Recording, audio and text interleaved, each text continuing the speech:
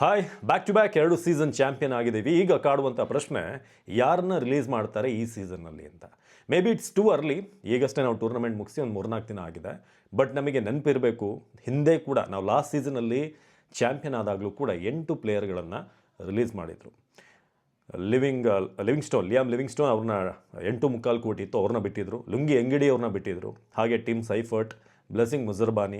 ಇನ್ನು ಇಂಡಿಯನ್ಸ್ ಅಂತ ಬಂದಾಗ ಮಯಾಂಕ್ ಅಗರ್ವಾಲ್ ಒಳ್ಳೆ ಒಂದು ಎಂಡಿಂಗಲ್ಲಿ ಬಂದು ಟೀಮ್ಗೆ ಬಲವಾಗಿ ನಿಂತಹ ಪ್ಲೇಯರ್ನೇ ಬಿಡಲಾಯಿತು. ಯಾಕಂದರೆ ದೇವದತ್ ಪಡಿಕ್ಕಲ್ ಫಿಟ್ ಒಳಗೆ ಬಂದರು. ಮನೋಜ್ ಬಾಂಡೆಗೆ ನಮ್ಮ ಕನ್ನಡಿಗ, ಹಾಗೆ ಮೋಹಿತ್ ರಾತಿ, ಸ್ವಸ್ತಿಕ್ ಚಿಕಾರ, ಕೊಹ್ಲಿ ಹಿಂದೆನೇ ಓಡಾಡ್ತಿದ್ದಂಥ ಚಿಕಾರ್ನ ರಿಲೀಸ್ ಮಾಡಿದರು. ಹಾಗಾಗಿ ಚಾಂಪಿಯನ್ ಆದಂಥ ಟೀಮಲ್ಲಿ ರಿಲೀಸ್ ಕಡಿಮೆ ಇರುತ್ತೆ ಅಂತ ಹೇಳೋಕ್ಕಾಗಲ್ಲ. ಈ ಸಲ ಕೂಡ ಖಂಡಿತ ಒಂದು 7-8 ರಿಲೀಸ್ ಇದ್ದೇ ಇರುತ್ತೆ. ಆದರೆ ಯಾರನ್ನ ಮಾಡ್ತಾರೆ, ಟೋಟಲ್ ಬಜೆಟ್ ಎಷ್ಟಿದೆ, ನಿಮಗೆ ಒಂದು ಇನ್ಫಾರ್ಮೇಷನ್ ಕೊಟ್ಬಿಡ್ತೀನಿ. ಏನು ಅಂತಂದರೆ, IPLನ ಪರ್ಸ್ ಇರುತ್ತಲ್ಲ, 2026 ಮೆಗಾ ಆಕ್ಷನಲ್ಲಿ 146 ಕೋಟಿ. ಅದು ವರ್ಷದಿಂದ ವರ್ಷಕ್ಕೆ ಮಿನಿ ಆಕ್ಷನ್ಗೆ ಹೋಗಬೇಕಾದ್ರೆ 5 ಕೋಟಿ ಹೆಚ್ಚುವರಿ ಕೊಡ್ತಾರೆ, 5-6 ಕೋಟಿ. ಈ ಸೀಸನ್ನಲ್ಲಿ 2026 ಮಿನಿ ಆಕ್ಷನಲ್ಲಿ ನಮಗೆ 151 ಕೋಟಿ ಟೋಟಲ್ ಪರ್ಸ್ ಇತ್ತು. ಅದೇ 146ಕ್ಕೆ 5 ಆ್ಯಡ್ ಮಾಡಿದರು. ಈಗ ಮುಂದಿನ ವರ್ಷಕ್ಕೆ ಮತ್ತೆ 5-6 ಕೋಟಿ ಆ್ಯಡ್ ಆಗುತ್ತೆ. 157 ಕೋಟಿ ನಮ್ಮ ಹತ್ರ ಪರ್ಸ್ ಇರುತ್ತೆ. ಸೊ ಈ ಥರ ಒಂದು ಸಿಚುವೇಷನ್ ಇದೆ. ಆದರೆ RCB ಈಗ ಎಲ್ಲೆಲ್ಲಿ ಈ ಸಲ ಅವರಿಗೆ ಲೂಪ್ ಹೋಲ್ಗಳಿದೆ ಅದೆಲ್ಲವನ್ನೂ ಕೂಡ ಕ್ಲಿಯರ್ ಮಾಡ್ಕೊಳ್ಳೋಕ್ಕೆ ಯಾರನ್ನ ಬಿಡಬಹುದು ಅಂತ ಈ ಲಿಸ್ಟ್ನಲ್ಲಿ ಒಂದಷ್ಟು ಪ್ಲೇಯರ್ಗಳಿದ್ದಾರೆ. ಕೆಲವೊಂದು ಹೆಸರುಗಳು ನೀವು ಅನಿಸ್ಬೋದು ಇವರು ಬೇಡ ಅಂತ, ಬಟ್ ಖಂಡಿತ ಅವ್ರನ್ನ ಡ್ರಾಪ್ ಮಾಡುವಂಥ ಅಥವಾ ರಿಲೀಸ್ ಮಾಡುವಂಥ ಚಾನ್ಸಸ್ ಇದೆ. ಲೆಟ್ ಸ್ಟಾರ್ಟ್ ಯಾರು ಅಂತ. ಫಸ್ಟ್ ಆಫ್ ಆಲ್ ಇಲ್ಲಿ ಬರುವಂಥ ಹೆಸರು ಅಭಿನಂದನ್ ಸಿಂಗ್. ಸೊ ದೇಸಿ ಕ್ರಿಕೆಟ್ನಲ್ಲಿ ಆಡಿರುವಂಥ ಪ್ಲೇಯರ್, ಬಟ್ ಅವರ ಎಕಾನಮಿ ನೋಡಿದ್ರೆ ಈ ಸಲ 12ಕ್ಕಿಂತ ಮೇಲಿದೆ. ನನಗನ್ಸುತ್ತೆ ಅಭಿನಂದನ್ ಸಿಂಗ್ ಈ ಒಂದು ಲಿಸ್ಟಲ್ಲಿ ಟಾಪಲ್ಲಿರ್ತಾರೆ. ಅವ್ರನ್ನ ಡ್ರಾಪ್ ಮಾಡುವಂಥ ಎಲ್ಲ ಚಾನ್ಸ್ ಇದೆ. ಎರಡನೇದಾಗಿ ರೊಮ್ಯಾರಿಯೋ ಶೆಫರ್ಡ್ ಈ ಸೀಸನಲ್ಲಿ ಬ್ಯಾಟಿಂಗ್ ಬೌಲಿಂಗ್ ಎರಡರಲ್ಲೂ ಕೂಡ ಅಂಥ ಒಂದು ಇಂಪ್ಯಾಕ್ಟ್ ಇಲ್ಲ ಅವ್ರದ್ದು. ಬೌಲಿಂಗ್ ಎಂಡಲ್ಲಿ ಕೆಲವೊಂದು ಚೂರು ಅವರು ಎಕಾನಮಿ ಇತ್ತು, ಬಿಟ್ಟರೆ ಬ್ಯಾಟಿಂಗಲ್ಲಂತೂ ಯಾವುದೇ ಒಂದು ಇನ್ನಿಂಗ್ಸಲ್ಲೂ ಕೂಡ ಇಂಪ್ಯಾಕ್ಟ್ ಇರಲಿಲ್ಲ. ಸೊ ರೊಮ್ಯಾರಿಯೋ ಶೆಫರ್ಡ್ ಬಗ್ಗೆ ರೀಥಿಂಕ್ ಮಾಡಬೇಕಾಗುತ್ತೆ RCB. ಬಿಡುತ್ತಾರೋ ಎಲ್ವೋ ಗೊತ್ತಿಲ್ಲ, ನೀವು ಇದ್ರ ಬಗ್ಗೆ ಕಮೆಂಟ್ ಮಾಡಿ. ಇನ್ನೊಂದು ಜಾರ್ಡನ್ ಕಾಕ್ಸ್ಗೆ ಈ ಕಂಪ್ಲೀಟಾಗಿ ಪ್ಯಾಕ್ಟ್ ಆದಂಥ 11ನಲ್ಲಿ ಅವರಿಗೆ ಅವಕಾಶನೇ ಸಿಗಲಿಲ್ಲ. ಸೊ ಅವರು ಇನ್ನೂ ಬೇಕಾ, ಅಥವಾ ಅವ್ರಿಗಿಂತ ಯಾರಾದರೂ ಬೆಟರ್ ಆಗಿರುವಂಥ ಪ್ಲೇಯರ್ಗಳು ಮುಂದೆ ಸಿಗಬಹುದಾ? ಬೇರೆ ಟೀಮಲ್ಲಿ ಈಗ ಮುಂಬೈ ಇಂಡಿಯನ್ಸ್, ಚೆನ್ನೈ ಸರಿಯಾಗಿ ಪರ್ಫಾರ್ಮ್ ಮಾಡಿಲ್ಲ, ಲಕ್ನೋ ಸರಿಯಾಗಿ ಪರ್ಫಾರ್ಮ್ ಮಾಡಿಲ್ಲ, ಹಾಗೆ KKRಲ್ಲೂ ಕೂಡ ಓಕೆ ಅನ್ನೋ ರೀತಿಯಾಗಿತ್ತು. ಸೊ ಅವರೆಲ್ಲ ಒಂದಷ್ಟು ಮೇಜರ್ ಪ್ಲೇಯರ್ಗಳನ್ನು ಬಿಡ್ಬೋದು, ರಿಲೀಸ್ ಮಾಡ್ಬೋದು. ಸೊ ಅಲ್ಲಿಂದ ನಾವು ಯಾರನ್ನಾದರೂ ಪಿಕ್ ಮಾಡಬೇಕಾ, IPL ಎಕ್ಸ್ಪೀರಿಯನ್ಸ್ ಇರುವಂಥ ಪ್ಲೇಯರ್ನ ಒಳಗೆ ತರೋದು ಒಳ್ಳೆಯದಾ ಅನ್ನೋದ್ರ ಬಗ್ಗೆ ಪ್ರಶ್ನೆ ಇದ್ದೇ ಇದೆ. ಸೊ ಜಾರ್ಡನ್ ಕಾಕ್ಸ್ ಒಳ್ಳೆ ಪ್ಲೇಯರೇ, ಬಟ್ ಅವ್ರನ್ನ ಸ್ವಸ್ತಿಕ್ ಚಿಕಾರ ಥರ ಟ್ರೈನೇ ಮಾಡದೆ ಬಿಟ್ಟರೂ ಕೂಡ ಆಶ್ಚರ್ಯ ಇಲ್ಲ. ಮುಂದಿನ ಪ್ಲೇಯರ್ ಬಂದು ನುವಾನ್ ತುಷಾರ ಯಾಕೆ ಅಂತ ನಿಮಗೆ ಪ್ರಶ್ನೆ ಇರ್ಬೋದು. ಇದಕ್ಕೇನಂತಂದರೆ ಒಂದಷ್ಟು ಲೀಗಲ್ ಸಮಸ್ಯೆಗಳು, ಅವ್ರದ್ದು ಬೋರ್ಡಿನ ಸಮಸ್ಯೆ. ಸೊ ಅಂಥ ಒಂದೆಲ್ಲ ಇರಬೇಕಾದ್ರೆ ನೀವು ಚಾನ್ಸ್ ತಗೊಳ್ಳೋಕ್ಕಾಗಲ್ಲ. ಈ ಸೀಸನ್ನೇ ತುಂಬ ವೆಯ್ಟ್ ಮಾಡಿದರು, ಬಟ್ ನುವಾನ್ ತುಷಾರ ಬರಲಿಲ್ಲ. ಮತ್ತೆ ಚಾನ್ಸ್ ತಗೊಳ್ತಾರ ಅಥವಾ ಅಷ್ಟರೊಳಗಡೆ ಅವ್ರದ್ದು ಬೋರ್ಡ್ದೆಲ್ಲ ಕ್ಲಿಯರ್ ಆದರೆ ಮೈಟ್ ಬಿ ಅವ್ರು ಇರ್ತಾರೆ. ಸೊ ಈಗಾಗಲೇ ರಿಚರ್ಡ್ ಗ್ಲೀಸನ್ನ ಅವ್ರ ಪ್ಲೇಸಿಗೆ ತಂದಿದ್ದಾರೆ. ಸೊ ಗ್ಲೀಸನ್ನ ಬಿಟ್ಟು ನುವಾನ್ ತುಷಾರ್ನ ಏನಾದರೂ ಒಳಗೆ ತರ್ತಾರೆ, ಗೊತ್ತಿಲ್ಲ ಅದು ಯಾವ ರೀತಿ ನಡೆಯುತ್ತೆ ಅಂತ. ಅಲ್ಲಿಗೆ ಗ್ಲೀಸನ್ ಕ್ಲಿಯರ್ ಅಂದರೆ ರಿಲೀಸ್ ಮಾಡ್ತಾರೆ ಅವ್ರನ್ನ. ಇನ್ನೊಂದು ಭಾಳ ಇಂಟ್ರೆಸ್ಟಿಂಗ್ ವಿಚಾರ ಅಂತ ಅಂದರೆ ಯಶ್ ದಯಾಳ್. ಸೊ ಅವ್ರು ಇತ್ತೀಚೆಗೆ ಒಂದು ಪಾಡ್ಕಾಸ್ಟಲ್ಲಿ ಹೇಳಿದರು, ನನಗೆ RCB ಬ್ಯಾಕ್ ಮಾಡಿದೆ, ನನಗೋಸ್ಕರ ಯಾರನ್ನೂ ಬ್ಯಾಕಪ್ ಆಗು ತೊಗೊಂಡಿಲ್ಲ ನನ್ನ ಬದಲಿಗೆ ಅಂತ. ಬಟ್ ಅವರ ಲೀಗಲ್ ಕಂಡೀಷನ್ ಎಲ್ಲಿಗೆ ಹೋಗುತ್ತೆ, ಅವರ ಕೇಸ್ಗಳು ಎಲ್ಲಿಗೆ ಬಂದು ನಿಲ್ಲುತ್ತೆ, RCB ಯಶ್ ದಯಾಳ್ಗೋಸ್ಕರ ಅಷ್ಟು ವೆಯ್ಟ್ ಮಾಡೋದು ನನಗೆ ಯಾಕೋ ಕಷ್ಟ ಅಂತ ಅನಿಸ್ತದೆ. ಮೇ ಬಿ ಯಶ್ ದಯಾಳ್ ಏನವ್ರ 5 ಕೋಟಿ ಪ್ರೈಸ್ ಇದೆ, ಸೊ ಅದಕ್ಕೆ ಅವ್ರನ್ನ ರಿಲೀಸ್ ಮಾಡಬಹುದು. ಇದು ಮತ್ತೊಂದು ಚಾನ್ಸಸ್.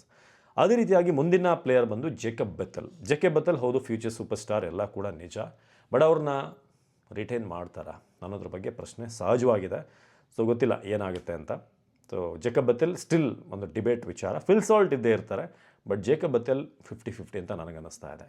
ಇನ್ನೊಂದು ಭಾಳ ಮುಖ್ಯವಾದಂಥ ಹೆಸರು, ನಿಮಗೆ ಇದು ಒಂಥರ ಶಾಕ್ ಅನಿಸ್ಬೋದು, ಒಪ್ಪದೆ ಹೋಗ್ಬೋದು ಭಾಳಷ್ಟು ಜನ, ಜಿತೇಶ್ ಶರ್ಮಾ ಫಾರ್ಮಲ್ ಇಲ್ಲ, ಅದೆಲ್ಲ ವಿಚಾರ ಅಲ್ಲ. ಬಟ್ ಅವರ ಮೊತ್ತ ಏನಿದೆ 11 ಕೋಟಿ, ಬಹುಶಃ ಅವರು ಇರುವಂಥ ಈಗಿನ ಫಾರ್ಮ್ ನೋಡಿದ್ರೆ ಬೇರೆ ಯಾವ ಟೀಮ್ ಕೂಡ ಅವ್ರನ್ನ 11 ಕೋಟಿ ಮೇಲೆ ಪರ್ಚೇಸಿಗೆ ಹೋಗೋ ಡೌಟ್ ಇದೆ. ಸೊ ಆ ಕಾರಣಕ್ಕೆ ಏನಾದರೂ ಸ್ವಲ್ಪ ಪರ್ಸಲ್ಲಿ ಹಣ ಉಳಿಸಿ ಬೇರೆ ಪ್ಲೇಯರ್ಗೆ ನಾವು ಟ್ರೈ ಮಾಡಬೇಕು ಅಂತ ಜಿತೇಶ್ನ ಬಿಟ್ಟು ಮತ್ತೆ ವಾಪಸ್ ತೊಗೊಳ್ಬೋದು. ಜಿತೇಶ್ ನೋ ಡೌಟ್ ಒಬ್ಬ ಟೀಮ್ ಮ್ಯಾನ್, ಅದ್ಭುತವಾದಂಥ ಕೀಪರ್. RCBಯ ಆ ಒಂದು ಅಜೀಲ್, ಆ ಒಂದು ನೋಡುವಂಥ ದೃಷ್ಟಿ, ಇದೆಲ್ಲವನ್ನು ಕೂಡ ಚೇಂಜ್ ಮಾಡಿದಂಥ ಆಟಗಾರರಲ್ಲಿ, ಆ ಒಂದು ಛಲ ತೋರಿಸುವಂಥ ಆಟಗಾರರಲ್ಲಿ ಜಿತೇಶ್ ಶರ್ಮಾ ಕೂಡ ಮೇನ್, ಅದರಲ್ಲಿ 2 ಮಾತಿಲ್ಲ. ನಾನು ಕೂಡ ಪರ್ಸ್ನಲಿ ಜಿತೇಶ್ ಫ್ಯಾನ್. ಆದರೆ ಇಲ್ಲಿ ಕ್ಯಾಲ್ಕುಲೇಷನ್ಸ್ ಅಂತ ಬಂದಾಗ, ಮ್ಯಾಥಮ್ಯಾಟಿಕ್ಸ್ ಅಂತ ಬಂದಾಗ, ಬಹುಶಃ ಅವ್ರನ್ನ 11 ಕೋಟಿ ಇರೋದರಿಂದ ಬಿಟ್ಟು ಒಂದು 6-7 ಕೋಟಿಗೆ ವಾಪಸ್ ತಗೊಳ್ಳುವಂಥ ಚಾನ್ಸಸ್ ಇದೆ. ಸೊ ಆ ಥರ ಒಂದು ಪಾಸಿಬಿಲಿಟಿ ಇದೆ 11 ಕೋಟಿಗೆ ಅವ್ರು ಇರೋದ್ರಿಂದ. ಸೊ ಅದನ್ನು ಬಿಟ್ಟರೆ ಆಸ್ಟ್ರೇಲಿಯನ್ ಪ್ಲೇಯರ್ಸ್ ಏನೋ ನೆಕ್ಸ್ಟ್ ಸೀಸನ್ ಬರಲ್ಲ ಅನ್ನೋ ಸುದ್ದಿ ಇದೆ. ಸೊ ಜಾಶ್ ಹೇಸಲ್ವುಡ್ 12.5 ಕೋಟಿ ಬಹುಶಃ ಏನದು ಬರದೇ ಹೋದರೆ ಸೊ ಅವ್ರನ್ನ ರಿಲೀಸ್ ಮಾಡಿ ಬೇರೆ ಪ್ಲೇಯರ್ನ ಟ್ರೈ ಮಾಡಬಹುದು. ಸೊ ಈ ಒಂದು ಚಾನ್ಸಸ್ ಕೂಡ ಇದೆ. ಸೊ ಅದನ್ನು ಬಿಟ್ಟರೆ ಬಹುತೇಕ ಬೇರೆ ಯಾರನ್ನೂ ಕೂಡ ಡ್ರಾಪ್ ಮಾಡೋದು. ಹೊಸ ಪ್ಲೇಯರ್ಸ್ ಒಂದಷ್ಟಿದ್ದಾರೆ, ಕನಿಷ್ಕ್ ಚೌಹಾನ್ ಇರ್ಬೋದು. ಸೊ ಇನ್ನೊಂದಷ್ಟು ಪ್ಲೇಯರ್ಗಳು ಯಾರು ಅಂತ ನಿಮ್ಗೆ ಹೇಳ್ತೀನಿ. ಸೊ ಇವ್ರನ್ನೆಲ್ಲ ಮೇ ಬಿ ಟ್ರೈ ಮಾಡಲ್ಲ ಅಂದ್ಕೋತೀನಿ. ಅವ್ರನ್ನ ಇನ್ನೂ ಸ್ವಲ್ಪ ಗ್ರೂಮ್ ಆಗಲಿ ವಿರಾಟ್ ಕೊಹ್ಲಿ ಅಂತ ಪ್ಲೇಯರ್ಸ್ ಜೊತೆಗೆ, ಭುವನೇಶ್ವರ್ ಜೊತೆಗೆ ಅಂತ ಅವ್ರನ್ನ ಇಟ್ಕೊಳ್ಬೋದು. ಸೊ ನಾನು ಮುಖ್ಯವಾಗಿ ಇನ್ನೊಂದು ಹೇಳೋದು ಅಂತ ಅಂದರೆ ಮಂಗೇಶ್ ಯಾದವ್ ಬಗ್ಗೆ ಹೇಳಬೇಕು. 5 ಕೋಟಿಗೆ ಮಂಗೇಶ್ ಯಾದವ್ನ ಆಡಿಸಿದ್ದಾರೆ. ಸೊ SRH ಕೂಡ ಲಾಸ್ಟ್ ಟೈಮ್ ಬಿಡ್ಡಿಂಗಲ್ಲಿ ರೇಸಲ್ಲಿತ್ತು ಮಂಗೇಶ್ ಯಾದವ್ಗೆ. ಬಟ್ 5 ಕೋಟಿಗೆ ಏನಾದರೂ ಅವ್ರನ್ನ ಸ್ವಸ್ತಿಕ್ ಚಿಕಾರ ಥರನೇ ಬಿಟ್ಟು ಮತ್ತೇನಾದರೂ ಬಿಡ್ ಮಾಡ್ತಾರೆ ಅಥವಾ ಕಂಪ್ಲೀಟ್ಲಿ ಬಿಡ್ತಾರೆ. ಬಟ್ ಅವ್ರಿಗೊಂದು ಅವಕಾಶ ಕೊಡಬೇಕಾಗಿತ್ತು. ಆಲ್ರೌಂಡರ್ ಅವರು, ಒಬ್ಬ ಫಾಸ್ಟ್ ಬೌಲಿಂಗ್ ಆಲ್ರೌಂಡರ್ ನಮಗೆ ಬೇಕು ಇಂಡಿಯನ್. ಸೊ ಹಾಗಾಗಿ ಅವ್ರನ್ನ ಬಿಡದಿದ್ದರೆ ಒಳ್ಳೆಯದು. ಬಟ್ ಇನ್ನೊಂದು ಪ್ರಶ್ನೆ ಬರುತ್ತೆ ಇಲ್ಲಿ, ಸುಯೇಶ್ ಶರ್ಮಾ ನಿಮಗೆ ಗೊತ್ತಿರೋ ಹಾಗೆ ಸುಮಾರು 2.25 ಕೋಟಿಯನ್ನು ಅವ್ರನ್ನ ತೊಗೊಂಡಿರೋದು. ಬಟ್ ಅವ್ರ ಫಾರ್ಮ್ ಅಷ್ಟಾಗಿ ಕಾಣಿಸಿಲ್ಲ. ಒಂದು ಅವ್ರದ್ದು ಮೊತ್ತ ಸ್ವಲ್ಪ ಕಡಿಮೆ ಇದೆ, ಒಂದು 3 ಕೋಟಿ ಒಳಗಿದ್ದಾರೆ ಅಂತ ಅವ್ರನ್ನ ಇಟ್ಕೊಳ್ಬೋದು. ಮತ್ತೊಂದು ಟ್ರೈ ಕೊಡ್ಬೋದು ನೆಕ್ಸ್ಟ್ ಸೀಸನ್ಗೆ. ಇಲ್ಲ ಅಂತ ಅಂದರೆ ಅವ್ರನ್ನ ಬಿಟ್ಟು ಬೇರೆ ಯಾರಾದರೂ ಸ್ಪಿನ್ನರ್ಸ್, ರಾಹುಲ್ ಚಾರ್ನ ಚೆನ್ನೈ ಸರಿಯಾಗಿ ಬಳಸ್ಕೊಳ್ಳೇ ಇಲ್ಲ. ಸೊ ಮಾನವ್ ಸುತಾರ್ ಅಂತ ಸ್ಪಿನ್ನರ್ಸ್ ಬಂದಿದ್ದಾರೆ, ಹರೀಶ್ ಪೂಂಜಾ ಅಂತ ಸ್ಪಿನ್ನರ್ಸ್, ಹೊಸಬ್ರೆಲ್ಲ ಬಂದು ಚೆನ್ನಾಗಿ ಪರ್ಫಾರ್ಮ್ ಮಾಡ್ತಾ ಇದ್ದಾರೆ. ಸೊ ಹಾಗಾಗಿ ಏನಾದರೂ ಸುಯೇಶ್ ಶರ್ಮನ ಬಿಟ್ಟು ಬೇರೆ ಟ್ರೈ ಮಾಡ್ತಾರೆ, ಅದೊಂದು ದೊಡ್ಡ ಬೋಲ್ಡ್ ಸ್ಟೆಪ್ ಆಗುತ್ತೆ ಒಂದು ವೇಳೆ ಏನಾದರೂ ಟ್ರೈ ಮಾಡಿದರೆ. ಯಾಕಂದರೆ 2 ಸಲ ಚಾಂಪಿಯನ್ ಆದಾಗ ಸುಯೇಶ್ ಇದ್ದಾರೆ.